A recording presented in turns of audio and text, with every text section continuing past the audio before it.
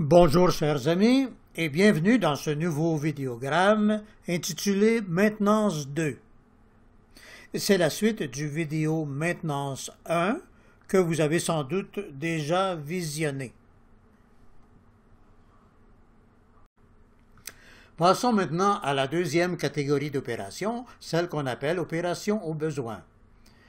La première consiste à traiter les noms et prénoms inutilisés. Il faut comprendre que quand on n'a pas beaucoup de fichiers, il n'y a pas d'inconvénient à avoir de gros dictionnaires avec beaucoup de noms et prénoms inutilisés. Mais quand on commence à avoir beaucoup de fichiers, on préfère amincir les dictionnaires de façon à ne conserver que les noms et prénoms qu'on utilise personnellement. Après tout, nous savons que les dictionnaires vont continuer à s'auto-enrichir ou s'auto-alimenter avec les noms nouveaux que nous leur fournirons. Mais au moins, il s'agira alors de noms que nous utilisons nous-mêmes fréquemment dans nos propres fichiers. L'opération suivante s'appelle « Mise à jour des cases DC ». Que veut dire DC? Eh bien, cela veut dire décédé, vous l'avez sans doute deviné. Imaginez ce que cela serait de devoir marquer en noir les cases décès de tous les individus qui sont décédés dans nos fichiers, du moins de tous ceux qui ont plus de 106 ans ou qui ont passé leur 86e anniversaire de mariage. Ce serait évidemment une tâche pénible, surtout si les fichiers sont volumineux. Heureusement pour nous, le logiciel peut s'en occuper. Je vous montre donc immédiatement le module 13.2. Alors je clique sur le bouton rouge « Page suivante » au bas de la page pour me rendre au module 13 et je clique sur le bouton vert pour arriver au sous-module 2 dont je vous lis le texte. Dans tous les fichiers, mettre en noir toutes les cases « décès » qui veut dire « décédé », pour les individus qui ont plus de 106 ans ou qui ont passé leur 86e anniversaire de mariage. Alors, vous avez compris que cette case ici est éditable, ce qui veut dire que vous pouvez changer le nombre d'années ici, si vous voyez que l'humanité améliore sa longévité. Et vous pouvez changer le nombre de 86 ans ici, si vous voyez que les couples peuvent s'endurer beaucoup plus longtemps que 86 ans. Alors, évidemment que dans les opérations de maintenance, ce sont les limites d'âge du module 13.2, celles que vous voyez ici, qui seront appliquées automatiquement pour la mise à jour nécrologique de tous les fichiers. Nous sommes déjà arrivés à la dernière opération mentionnée au bout de la ligne et identifiée par la lettre G suivie d'un croisillon. Il s'agit de mettre à jour le système des générations qui consiste à numéroter les fois où, dans une même lignée, les individus sont passés du niveau des parents à celui des enfants, et ainsi de suite en continuant le processus de succession jusqu'en date d'aujourd'hui. Toutefois, pour que ce système fonctionne, il faut tout d'abord choisir celui qui occupera le poste de premier ancêtre, soit d'une lignée familiale en général, comme c'est le cas dans un ancien pays, soit d'une ligne familiale dans un pays donné, comme c'est le cas dans un pays nouveau, où le premier ancêtre a immigré et y a élevé sa famille. Le premier ancêtre sera donc le titulaire de la première génération et tous ses descendants appartiendront aux générations subséquentes numérotées à partir de 1. Vous comprenez donc que dès que le premier ancêtre est choisi, il est ensuite facile pour le logiciel de numéroter toutes les générations de ses descendants. Et c'est ce que fait automatiquement l'opération de maintenance que nous allons maintenant étudier avec moult détails. J'ai pensé que la meilleure façon de vous montrer ce processus, c'est de vous indiquer la génération à laquelle moi-même j'appartiens par rapport à mon premier ancêtre canadien. À cet effet, je vais cliquer sur le bouton beige de l'entête permanent pour accéder à l'interface principale. Alors en cliquant ici, nous y sommes. Et là, en dessous de mon nom de famille, écrit avec un B devant la lettre V, comme vous voyez, eh bien, il y a une petite case de couleur beige ou érable qui contient la lettre G suivie du nombre 10. C'est bien cela. J'appartiens à la 10e génération depuis que mon ancêtre canadien est arrivé au Canada et y a fondé sa famille. Mais comment peut-on déterminer qui est le premier ancêtre d'une lignée, surtout quand il s'agit d'un pays nouveau? Alors, je commence par cliquer sur le bouton intitulé « Le premier de la lignée » dans l'entête permanent en haut de l'écran. Alors, en cliquant sur ce bouton, ceci me permet d'accéder à la fiche du premier individu inscrit dans ce fichier au sommet de ma propre lignée familiale. Il s'agit de Robert Lefebvre, du côté gauche de l'interface, accompagné de Jeanne Autin, son épouse, du côté droit de l'interface.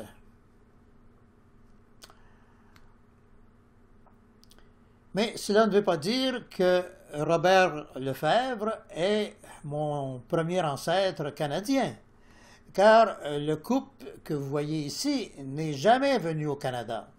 C'est plutôt son fils Pierre qui a décidé de traverser la Grande Mare pour aller découvrir le nouveau pays. Je clique donc sur la flèche bleue en haut de l'écran pour faire monter d'une génération toutes les personnes qui se trouvent en même temps dans cette page de l'interface. On aperçoit maintenant la fiche de Pierre Lefebvre, ainsi que celle de son épouse Marguerite Gagné, qu'il a rencontrée en arrivant en Nouvelle-France. Comme ils se sont mariés le 4 septembre 1673, il avait alors 21 ans et elle 19 ans. Mon ancêtre était donc bien jeune lorsqu'il a décidé de quitter son village natal en France. Ce village s'appelait et s'appelle encore Bois-Guillaume. Il est situé sur les hauteurs au nord de Rouen, en Seine-Maritime.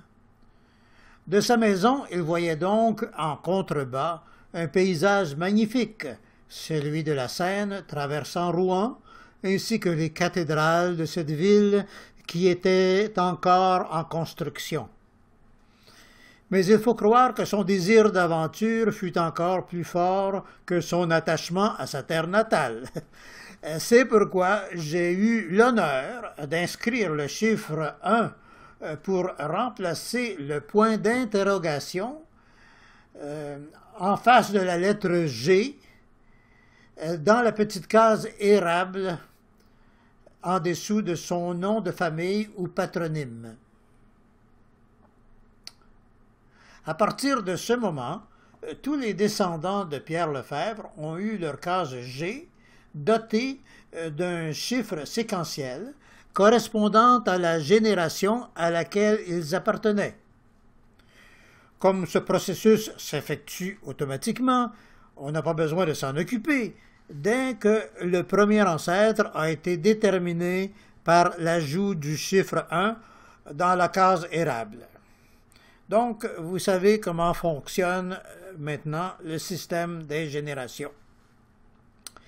Mais dans un ancien pays où le système de génération n'est pas relié au pays lui-même, on peut évidemment choisir d'autres critères pour établir l'ordre séquentiel des générations. Par exemple, dans une dynastie ou dans ce qu'on appelle une maison, on peut considérer comme un système de génération une succession de dirigeants à l'intérieur d'une même famille. ou encore une période spéciale dans l'histoire de cette famille.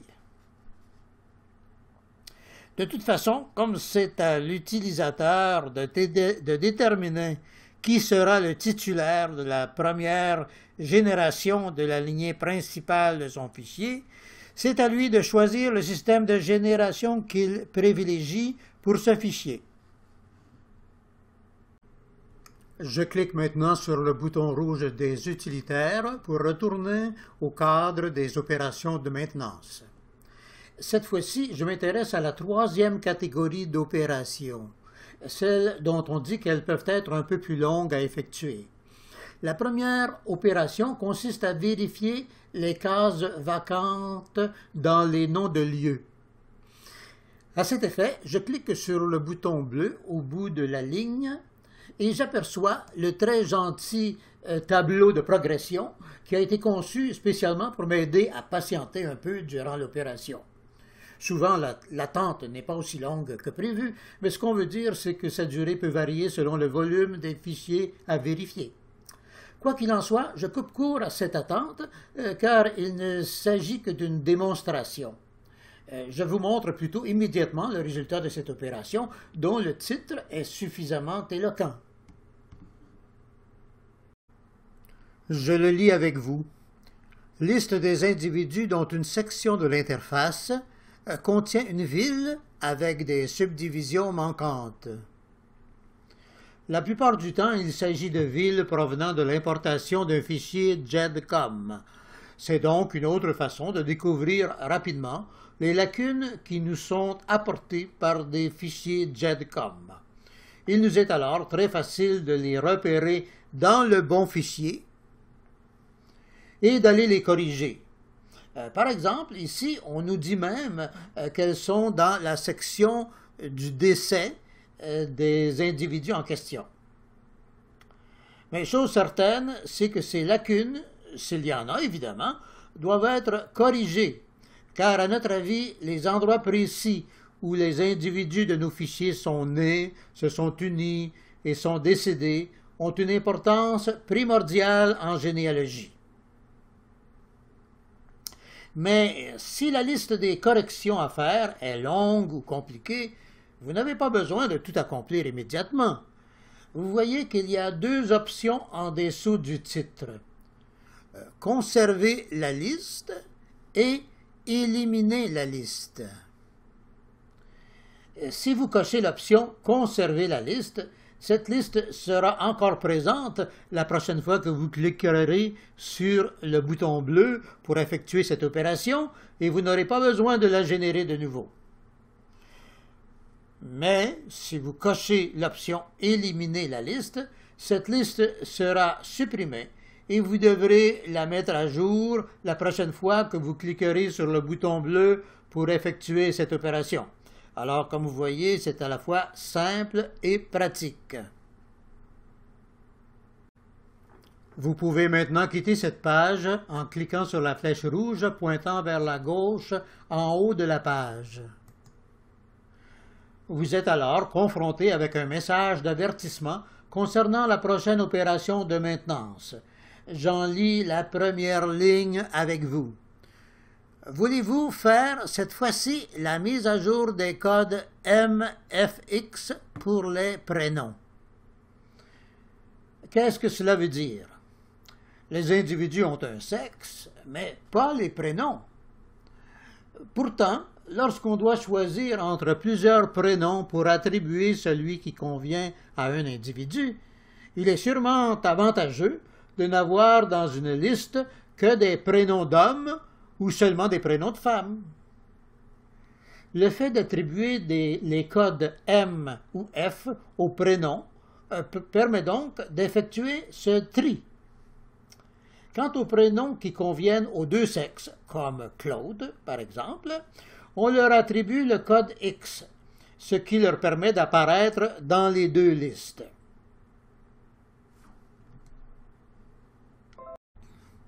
Notez que l'opération dont on parle ici s'effectue automatiquement. Mais il faut au moins en donner l'ordre et attendre qu'elle se fasse, ce qui peut prendre un certain temps. Évidemment, vous n'êtes pas obligé de la faire chaque fois que vous cliquez sur le bouton bleu des opérations de maintenance. Mais retenez qu'il est bon de la faire de temps à autre, surtout si vous vous apercevez que les listes commencent à avoir plusieurs prénoms qui ne conviennent qu'aux individus de sexe opposé.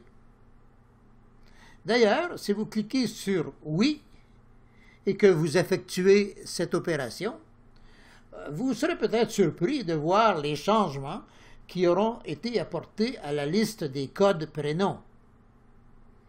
Remarquez que c'est normal, car cette liste est commune à tous les fichiers du système. Donc, en plus des changements qui ont eu lieu dans le fichier en cours, il faut aussi tenir compte de tous ceux qui ont eu lieu dans les autres fichiers. Mais aujourd'hui, cliquons sur Oui pour voir ce qui va se passer. Alors, vous voyez qu'on met à jour les codes MFX dans le dictionnaire des prénoms. Et le résultat est le suivant. Les codes MFX des prénoms sont conformes aux indications du dictionnaire. Donc, aucun changement n'a eu lieu dans tous les fichiers du système. Je peux donc cliquer sur OK. Alors, c'est ainsi que se termine notre deuxième vidéo sur les opérations de maintenance. Sans doute vous est-il plus facile maintenant de comprendre qu'un logiciel doté de dictionnaire doit être maintenu dans un état optimal pour être performant, car trop de données erronées ou incomplètes peuvent s'y glisser en provenance de l'extérieur. Mais notez ici que la réparation ou la correction des dictionnaires aurait pu être une tâche pénible pour les utilisateurs, du moins pour ceux qui préfèrent les plaisirs intellectuels aux travaux manuels. C'est pourquoi nous nous sommes efforcés d'automatiser le plus possible les opérations de maintenance. Nous espérons y avoir réussi. Si oui, ce sera pour vous une raison additionnelle d'être satisfait des qualités du logiciel qui a pour nom Geniator. Et si cette vidéo vous a plu, il ne me reste plus qu'à vous inviter à visionner les autres vidéos de cette série. Alors, à bientôt. Bye bye.